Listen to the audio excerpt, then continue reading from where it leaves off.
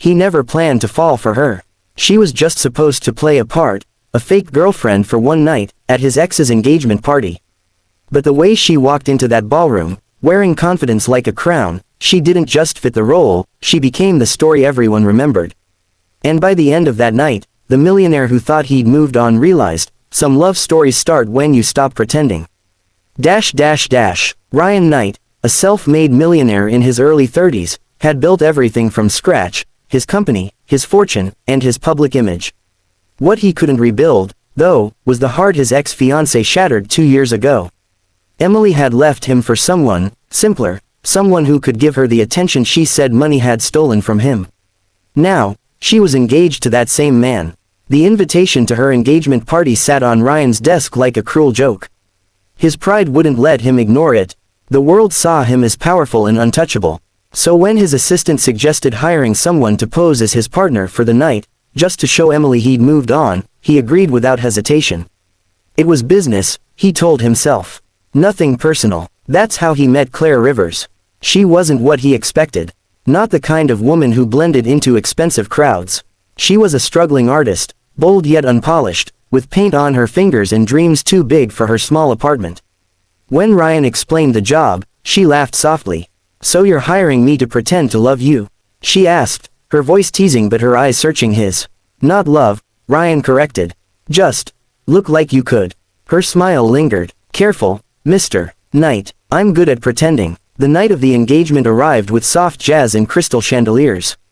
Ryan entered the hall with Claire on his arm, every eye turning to them. She wore a deep emerald dress that shimmered as she moved. She didn't cling to him like a hired actress, she carried herself like a woman who belonged there, elegant, fearless, radiant. Emily noticed. Everyone did. Introductions were made, compliments whispered.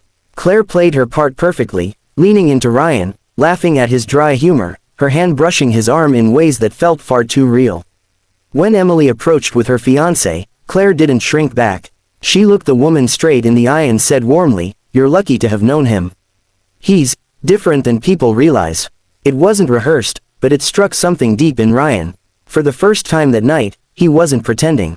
As the evening unfolded, Claire became the soul of the room, dancing with grace, speaking with sincerity, drawing laughter even from strangers.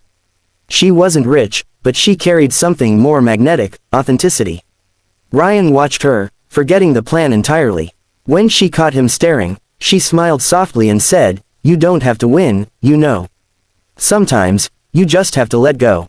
Later, outside under the golden lights, Ryan confessed the truth he'd been hiding even from himself. "I thought I came here to prove I was over her," he admitted. "But standing next to you, I just realized I never really began again."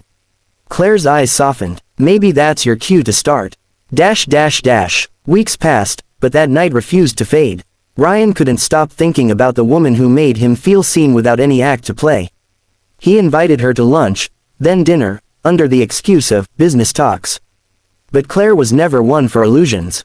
"If you just need company," she said one evening, "hire someone else. But if you want something real, stop pretending." Her words lingered. One day, Ryan visited her art studio, small, chaotic, full of life.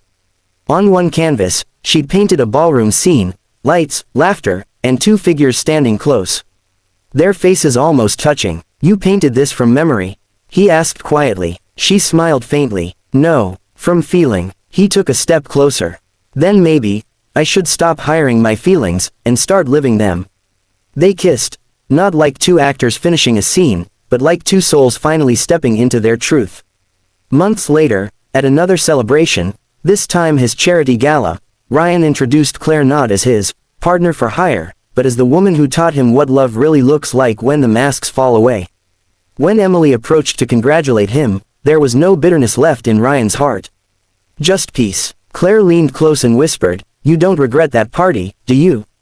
He smiled. "I went to prove I'd moved on. Instead, I found the reason I truly could."